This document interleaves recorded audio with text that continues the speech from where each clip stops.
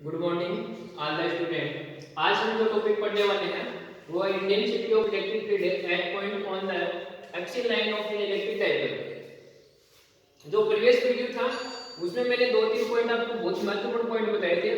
एक विद्युत द्विध्रुव है, दूसरा बताया था विद्युत द्विध्रुव आघूर्ण, और तीसरा पॉइंट मैंने बताया था विद्युत द्विध्रुव का एक्स व निरक्ष। मैंने ये तीन पॉइंट आपको बताए थे। इन तीन पॉइंटों का आज बहुत ही ज्यादा यूज होने वाला है।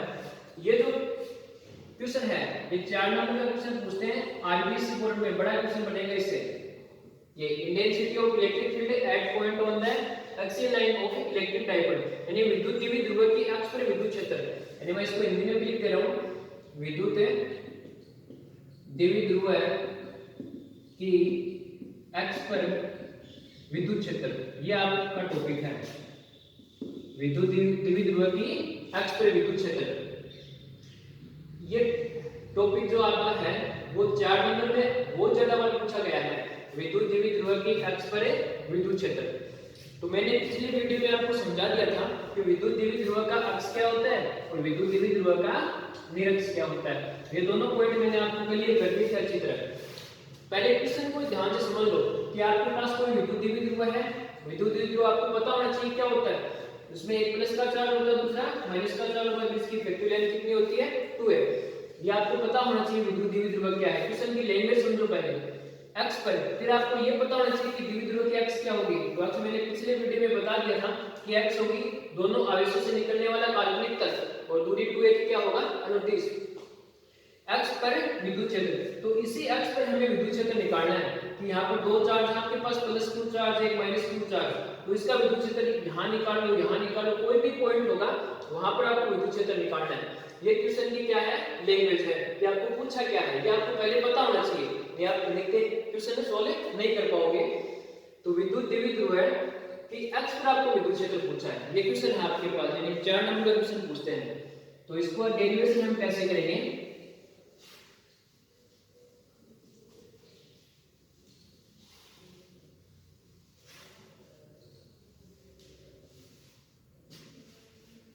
देखो आपके पास है ये विद्युत द्विध्रुव है, ये प्लस q चार्ज है, एक माइनस q चार्ज है। आपकी मर्जी है किधर भी आप प्लस माइनस रख सकते हो। ये क्वेश्चन लंबा है तो इसको ध्यान से समझ लेना। तो ये हो गया इसका अक्ष, जो रोटेट लाइन है ये इसका क्या हो गया अक्ष हो गया, ये मैंने इसका अक्ष मान लिया। और इसकी जो इफेक्टिव लेंथ है इसकी वो कितनी है 2a है। ये इसका ओरिजिन है o, इसका क्या हो गया ओरिजिन। अब मुझे ये डिस्टेंस बताओ, ये डिस्टेंस कितनी होगी a, और ये डिस्टेंस भी कितनी होगी दूरी a। ये माइनस का q चार्ज है और ये प्लस का q चार्ज है। साइन ध्यान रखना, ये प्लस का q चार्ज है और ये किसका है माइनस का q चार्ज है, ये माइनस वाला है। ये दूरी कितनी है a और ये दूरी कितनी है a, और ये दूरी टोटल कितनी होगी 2a, और ये इसका सेंटर ऑफ पॉइंट हो गया o, और ये हो गया इसका x। अब इसी x पर हमें क्या निकालना है विद्युत क्षेत्र निकालना है। कि कोई पॉइंट यहाँ पर मैंने बना लिया, यहाँ पर पॉइंट P है जो सेंटर से यानी सेंटर से कितनी दूरी पर है स्मॉल r दूरी पर, सेंटर से कितनी दूरी पर हो गए स्मॉल r दूरी पर है। इस पॉइंट पर हमें क्या निकालना है, ये जो विद्युत द्विध्रुव है इसका विद्युत क्षेत्र निकालना पॉइंट P के ऊपर। समझ गए बात। ये हमारा जो ऑब्जेक्ट है क्वेश्चन है उद्देश्य है वो यही है कि इस विद्युत द्विध्रुव का बिंदु P पर क्या निकालना है विद्युत क्षेत्र, जिसकी सेंटर से दूरी कितनी है स्मॉल r है। अब पहले ये सोचो बिंदु P पर विद्युत क्षेत्र आएगा किस कारण, बिंदु P पर विद्युत क्षेत्र किस कारण आएगा, यानी आपके पास एक नेगेटिव चार्ज है तो इस आवेश का भी यहाँ विद्युत क्षेत्र होने वाला है, और एक प्लस चार्ज है तो इस आवेश का भी इस पॉइंट पर विद्युत क्षेत्र होगा। यानी यहाँ पर विद्युत क्षेत्र कितने होंगे टोटल 2 विद्युत क्षेत्र होंगे। तो एक विद्युत क्षेत्र है इसको मैं बोल रहा हूँ E1, विद्युत क्षेत्र सदिश राशि थी इस पर वेक्टर लगाऊंगा तो इसका विद्युत क्षेत्र मैंने कितना बोला E1। इसका जो विद्युत क्षेत्र है वो मैं कितना बोल रहा हूँ E2। सदिश राशि इसलिए मैं क्या लगा रहा हूँ, वेक्टर लगा रहा हूँ। तो पहले E1 और E2 की वैल्यू कितनी होगी और उसको हम कैसे जोड़ेंगे ये आपको निकालना है कि बिंदु P पर विद्युत क्षेत्र तो निकालना है इस विद्युत द्विध्रुव ध्रुव का, लेकिन वो आएगा किसके कारण, वो आएगा माइनस q आवेश के कारण और प्लस q आवेश के कारण। तो माइनस प्लस q आवेश का विद्युत क्षेत्र है, आवेश का विद्युत क्षेत्र, उसको मैंने कितना मान लिया E1 और माइनस q आवेश का जो विद्युत क्षेत्र है उसको मैंने कितना मान लिया E2। तो पहले डायरेक्शन इनकी सेट करो कि इनकी डायरेक्शन किधर होगी, यानी E1 की डायरेक्शन किधर होगी, इसकी दिशा बिंदु P पर और इसकी दिशा किधर होगी बिंदु P पर, यानी बिंदु P पर दिशा किधर होगी E1 और E2 की। तो E1 किसका विद्युत क्षेत्र है, E1 विद्युत क्षेत्र है प्लस 2 का और E2 किसका विद्युत क्षेत्र है माइनस 2 का। तो प्लस है तो प्लस में बल रेखाएं प्रवेश करेंगे, यानी इधर इसका विद्युत क्षेत्र होगा, यानी इधर इस साइड E1।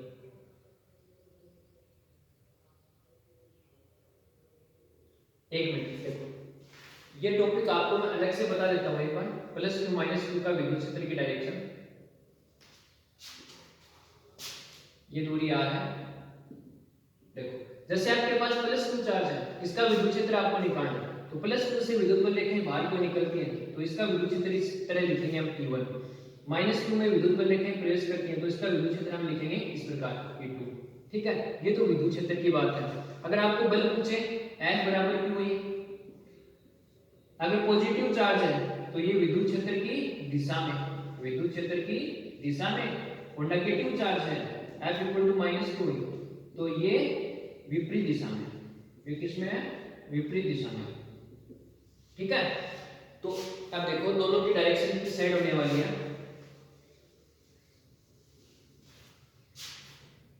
तो देखो इस पर चार्ज कितना है E1 और इस पर चार्ज कितना है E2, विद्युत क्षेत्र सॉरी प्लस 2 का विद्युत क्षेत्र E1 और माइनस 2 का विद्युत क्षेत्र कितना है E2। तो प्लस 2 से इलेक्ट्रिक फील्ड बाहर निकलेंगे इस साइड होगा E1। अब समझ गए ना मैंने इधर क्यों लिखा है, E1 इधर क्यों आया, क्योंकि इससे बल रेखाएं बाहर की ओर निकलने वाली इधर, यानी चारों ओर इस प्रकार निकलेंगे। ठीक है, और इसमें अंदर की ओर आने वाली है, तो इसका मैं क्या लिखूंगा E2। अब देखो जो E1 लाइन है, ये जो E1 लाइन है इसको मैं स्मॉल बनाऊंगा, छोटा क्यों बनाऊंगा, देखो इसका भी रीजन है, ये तो समझ में आ गया E2 E1 की डायरेक्शन कैसे होने वाली है, यानी माइनस में बल रेखाएं प्रवेश करेंगे तो E2 इधर आएगा, प्लस से निकलेंगे तो E1 इस साइड जाएगा, बाहर की ओर निकलेगा। ठीक है, समझ के बाद अब ये लाइन बड़ी है और ये लाइन क्या है, छोटी है, यानी E1 का मान कम है और E2 का मान क्या है, ज्यादा है, यानी E1 लेस देना है किससे, E2 से। क्यों लेस देना है, क्योंकि ये जो चार्ज है इसकी यहां तक की आप दूरी देखोगे तो वो दूरी ज्यादा है ना, किसकी बजाय, इस आवेश के बजाय।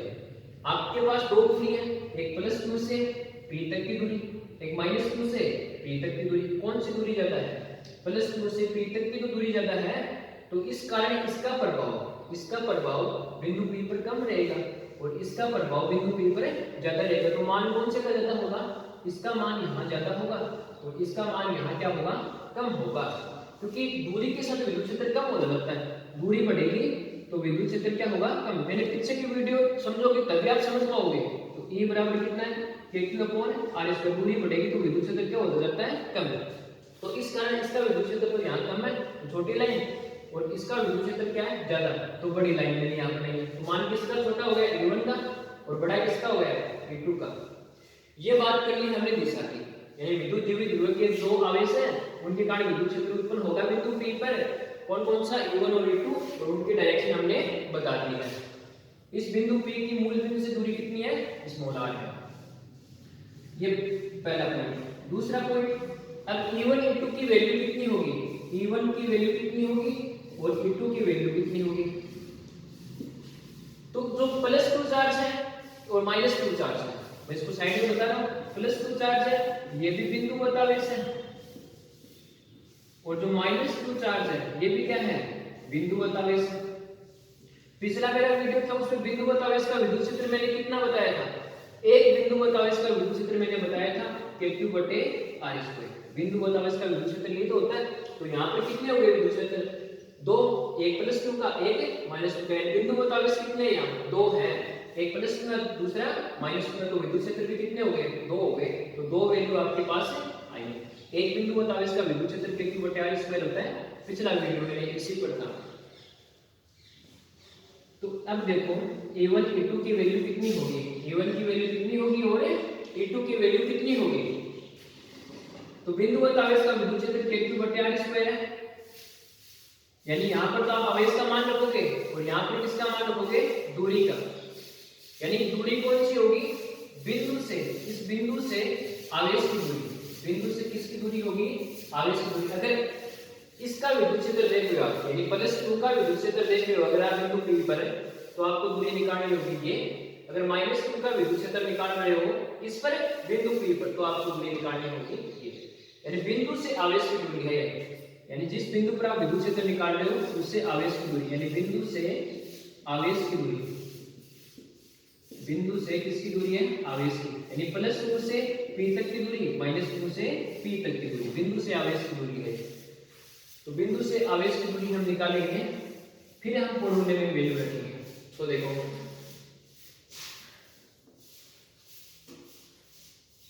ये जो बिंदुवत आवेश है, ये बिंदुवत आवेश है, इससे ये दूरी कितनी होने वाली है, आराम से समझो। O से और P तक की दूरी कितनी है, O से P तक की दूरी स्मॉल r है, कितनी है, स्मॉल r।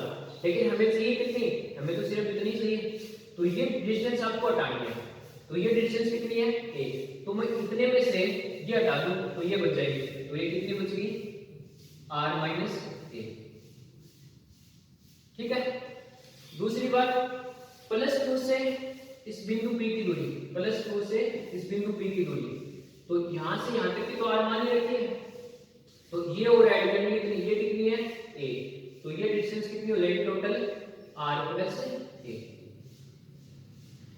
ये देखो, यानी बिंदु से आवेश की दूरी आ गई, यानी इस बिंदु से इस आवेश की दूरी भी है हमारे पास r - a, इस बिंदु से इस आवेश की दूरी भी यानी r + a। अब मान बताओ किसके अकॉर्डिंग, Q/r² के अकॉर्डिंग। मैं यहाँ मापांक लगाऊंगा क्योंकि साइन नहीं रखना है, मापांक में सारी वैल्यू पॉजिटिव होती है। तो E1 वेक्टर और E2 वेक्टर, तो KQ, Q की जगह Q, K कांस्टेंट है, ये दूरी बिंदु से आवेश की दूरी कितनी है, r + a, तो r + a का होल स्क्वायर है। इसका बताओ KQ और ये बिंदु से आवेश की दूरी r - a का होल स्क्वायर। ये भी मापांक में, क्योंकि ये मापांक में लगा था तो ये माइनस का है ना, तो ये मेरे को किसका रखना होता, माइनस, इसलिए मैंने साइन हटा दिया, इसका एरिया मैंने मापांक में ले लिया। अब देखो यहाँ पर परिणामी विद्युत क्षेत्र कितना बचेगा, देखो डायरेक्शन अपोजिट होगी, यानी इधर तो हो गया E1 छोटा और इधर हो गया E2 बड़ा, यानी दोनों विद्युत क्षेत्र एक दूसरे के अपोजिट हैं। इस पॉइंट P पर दो विद्युत क्षेत्र आ गया। अब आपसे ऐसे पूछ रहे हैं यहाँ कितना विद्युत क्षेत्र बचेगा आपके पास, लास्ट रिजल्टेंट कितना विद्युत क्षेत्र आपके पास बचेगा। तो यहाँ पर जो बड़ी वैल्यू कौन सी है, E2, और छोटी वैल्यू कौन सी है, E1। मैंने यहाँ लिख दिया E2 बड़ा है और छोटा कौन सा है, E1। तो जो E2 मान आपके पास है उससे कौन सा हटा दो, E1 हटा दो, यानी E2 से आपको कौन सा घटाना है, E1, बड़े में से छोटा घटाना है। तो यहाँ पर जो रिजल्टेंट विद्युत क्षेत्र बचेगा अक्ष के ऊपर वो आपके पास बच जाएगा, परिणामी विद्युत क्षेत्र कितना बचेगा। तो अब देखो बिंदु P पर विद्युत क्षेत्र, यानी परिणामी विद्युत क्षेत्र कितना बचेगा, E वेक्टर, यानी अक्ष पर है तो मैं यहाँ नीचे क्या लिखूंगा, अक्ष पर बराबर E2 vector minus E1 vector. मैंने क्यों किया ऐसा, माइनस क्यों आया, हम घटा क्यों रहे, अगर दोनों एक ही डायरेक्शन होती, अगर ऐसे होता E1 भी इधर है E2 भी इधर, डायरेक्ट जोड़ देते, एक ही डायरेक्शन तो है, लेकिन यहाँ डायरेक्शन क्या है, अपोजिट, यानी एक दूसरे से घटेगा, माइनस होगा। अगर कौन से में से कौन सा घटेगा, बड़े में से छोटा घटेगा, अगर एक ही डायरेक्शन होती तो जुड़ जाता। अब इस फॉर्मूले में दोनों वैल्यू करनी है, फिर आपको सॉल्व करना है। एक बार इतने पे आप स्क्रीनशॉट लो ताकि डायग्राम आप सही से बना सको।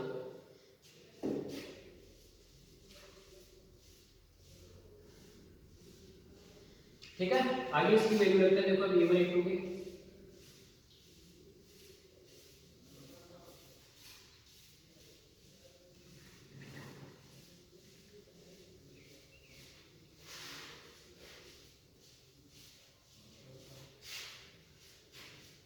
तो E वेक्टर बराबर कितना है, E2 vector minus E1 vector.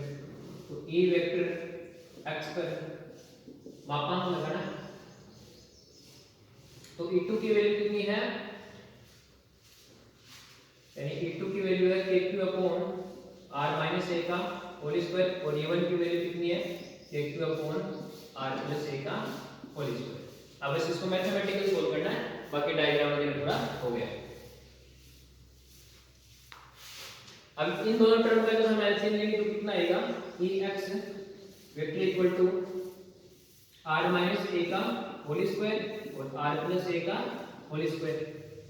तो यहाँ कितना बचेगा, KQ R प्लस A का whole square minus KQ R minus A का होल स्क्वायर। तो यहाँ से कॉमन क्या आएगा, Ex कॉमन आएगा KQ, तो अंदर कितना बचेगा R प्लस A का whole square minus R minus A का होल स्क्वायर, और नीचे क्या बचेगा R माइनस A का होल स्क्वायर और R प्लस A का होल स्क्वायर। अब इसको सोल्व करेंगे आगे।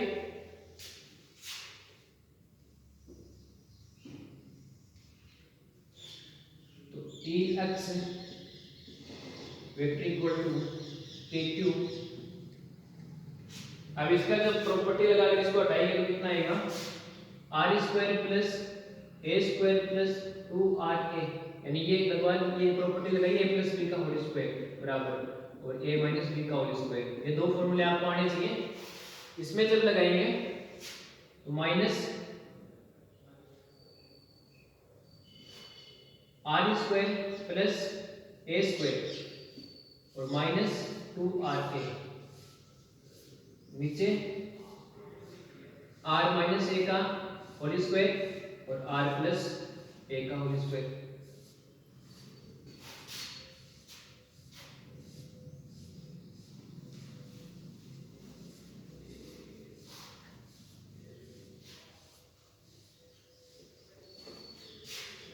तो यहां से क्या आएगा, Ex vector equal to KQ R square plus A square plus 2RA। अब इस माइनस को अंदर मल्टीप्लाई करेंगे तो minus R square minus A square और प्लस 2RA, और नीचे कितना बचेगा R माइनस A का होल स्क्वायर और R प्लस A का होल स्क्वायर। तो ये कैंसिल हो गया, तो ये कितना हो गया 2RA 4RA। तो Ex बराबर है KQ 4RA, नीचे R माइनस A का होल स्क्वायर और R प्लस A का होल स्क्वायर। ठीक है, अब देखो ये जो डिस्टेंस है A, मैंने एक डायग्राम जो बनाया था, उस डायग्राम को वापस देखो। ये डिस्टेंस थी A और ये भी कितनी थी A, तो मूल बिंदु से बिंदु P की दूरी कितनी थी R। डायग्राम वापस खोलना होगा आपको। तो जो दूरी R थी वो ग्रेटर देन थी किससे, A से। तो R स्क्वायर यानी R ग्रेटर देन है A से, यानी दूरी R वो A की तुलना में बहुत बड़ी है, तो R स्क्वायर इससे भी बड़ा होगा। ठीक है, यानी दूरी R है वो किसकी तुलना में बड़ी है A, यानी A ये तो बहुत कम दूरी है। मैं पहले परिभाषा में मैंने बता दी अल्प दूरी होती है A। ठीक है, स्मॉल डिस्टेंस A, तो इसको हम नगण्य मान लेंगे, नेगलेक्ट। क्या मानेंगे इसको, नगण्य, इसको A को।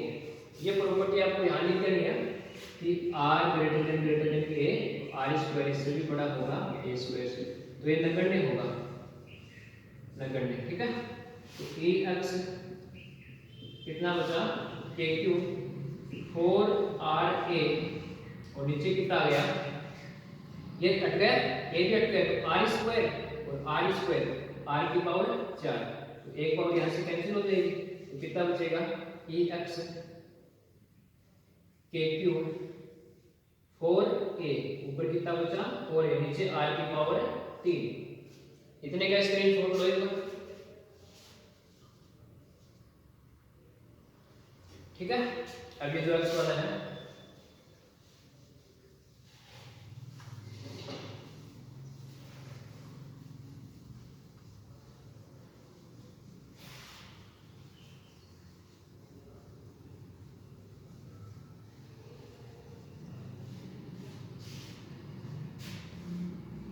Ex वेक्टर बराबर है KQ 4A और नीचे कितना है R।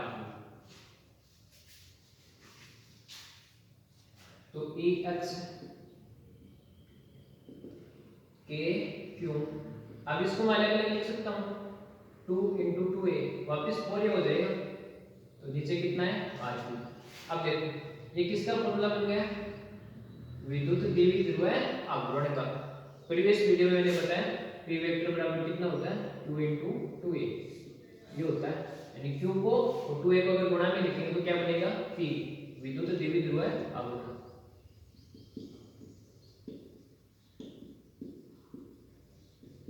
तो क्या आएगा ई एक्स वेक्टर बराबर 2, तो ये है इसमें, तो 2 के भी कांस्टेंट है और ये लेवल पे क्या हो गया p, और नीचे क्या गया r3। ये विद्युत द्विविध ध्रुव की अक्ष पर क्या है विद्युत क्षेत्र, ये कैसी राशि होती है सदिश, तो इसको सदिश रूप जब लिखेंगे विद्युत द्विविध ध्रुव है, ये आपका रिजल्टेंट है, इसको आपको डायरेक्ट याद रखना है 2kp/r3। विद्युत द्विविध ध्रुव की अक्ष पर क्या है विद्युत क्षेत्र 2kp/r3। k क्या है, k की वैल्यू होती है 1/4πε फॉर वैक्यूम निर्वात के लिए। तो ये विद्युत द्विविध ध्रुव गुणा r, जो मूल में विद्युत द्विविध ध्रुव का मूल बिंदु है उससे बिंदु p की क्या है दूरी है। तो आपको डायरेक्ट ये आपको ध्यान में रखना है, क्योंकि इस पर न्यूमेरिकल आएंगे तो आपको ये डायरेक्ट आपको ध्यान रखना है विद्युत द्विविध ध्रुव के अक्ष पर है विद्युत क्षेत्र 2kp/r2। अब इसका जो सदिश रूप है विद्युत द्विविध ध्रुव है कि अक्ष पर विद्युत क्षेत्र का सदिश रूप, इसका जो सदिश रूप होगा उसको हम कैसे लिखेंगे, देखो सदिश रूप को आपको समझना है ध्यान से, ई एक्स वेक्टर बराबर 2kp वेक्टर अपॉन r2। अब जो ई की डायरेक्शन होगी, ई की डायरेक्शन वो किसकी डायरेक्शन में होगी p की डायरेक्शन में, यानी विद्युत द्विविध ध्रुव है आघूर्ण, एक वर्ड है यहाँ विद्युत द्विविध ध्रुव है आघूर्ण।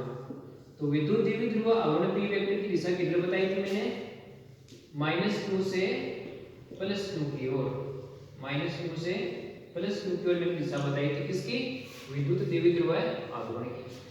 अब मैं यहाँ क्या बता रहा हूँ कि इसका जब सदिश रूप हम लिखेंगे तो E की जो दिशा होगी वो किसकी दिशा में होगी P की दिशा में होगी। तो एक बार डायग्राम आप वापस बनाना होगा, इसका डायग्राम हमने जो बनाया था वो क्या था कि इस प्रकार विद्युत द्विविध ध्रुव था, ये +2 चार्ज ये -2 चार्ज और ये कितना a और ये डिस्टेंस कितनी थी a, स्मॉल r पर यहाँ पर बिंदु P था, ठीक है। अब इसका विद्युत क्षेत्र हमने कितना लिया था E1 और इसका विद्युत क्षेत्र हमने कितना लिया था E2, ठीक है। E1 इस डायरेक्शन में आया था, E1 छोटा आया था E1 और E2 इस डायरेक्शन में आया था, ये बड़ा आया था, क्योंकि हमने क्या लिया था E2 - E1। तो जो रिजल्टेंट विद्युत क्षेत्र होगा वो कितना होगा, देखो अब ध्यान से समझो इसको, ये E1 और ये इधर क्या है E2। तो जो टोटल बड़ा कौन सा है E2 और छोटा कौन सा है E1, तो EX हमने क्या लिखा E2 - E1। तो रिजल्टेंट विद्युत क्षेत्र होगा वो किधर आएगा, वो इसी साइड तो आएगा EX, यानी इस डायरेक्शन में तो आने वाला है EX वाला। आप ऐसे समझो यहाँ पर कोई कण है, इसको एक इधर खींचना है 80 न्यूटन का फोर्स खींच रहा है और इस इधर खींच रहा है इसको 100 न्यूटन का फोर्स, तो ये किधर जाएगा, ये कण इधर ही तो जाएगा, रिजल्टेंट इधर ही तो आएगा, तो बड़े की तरफ आएगा, यानी इसकी डायरेक्शन क्या होगी इस डायरेक्शन में, यानी ये बिंदु P है आपका इस डायरेक्शन में, ठीक है। तो जो P है, P की जो मैं बात कर रहा हूँ इस P की बात कर रहा हूँ, इस P की डायरेक्शन किधर होती है -2 से +2 की ओर। तो देखो इसकी डायरेक्शन भी तो इधर ही है, P की डायरेक्शन भी तो P की डायरेक्शन किधर है -2 से +2 की ओर, और जो आपका रिजल्टेंट विद्युत क्षेत्र है यानी यहाँ पर EX इधर ही तो बचेगा इस साइड में, तो इसकी डायरेक्शन भी किधर आई है P की डायरेक्शन में, यानी P की डायरेक्शन और EX की डायरेक्शन दोनों क्या है समान है। कैसे समान आई, क्योंकि P की डायरेक्शन किधर है -2 से +2 की ओर और EX की डायरेक्शन भी किधर हो गई माइनस से प्लस की ओर, ठीक है। तो इस कारण यहाँ साइन किसका आएगा पॉजिटिव का, तो EX का विद्युत क्षेत्र और EP का विद्युत क्षेत्र इन दोनों की डायरेक्शन क्या होगी सेम होगी। तो ये आपका जो अक्ष का विद्युत क्षेत्र है EX कितना है 2kp वेक्टर अपॉन r2, ये आपको निम्न के लिए डायरेक्ट ध्यान रखना है, ठीक है। अब जो अगला जो वीडियो होगा उसमें हमें क्या निकालेंगे, निरक्ष पर विद्युत क्षेत्र। ये x का विद्युत क्षेत्र है और अगला हम किसका निकालेंगे, निरक्ष का विद्युत क्षेत्र। ऐसे निरक्ष मैंने पढ़ा दिया आपको पहले, तो उसको आप समझ लेना। ये किसका विद्युत क्षेत्र हमने निकाल लिया, विद्युत द्विध्रुव की x पर, और अगले में जो हम निकालेंगे वो किसका होगा, विद्युत द्विध्रुव की निरक्ष पर।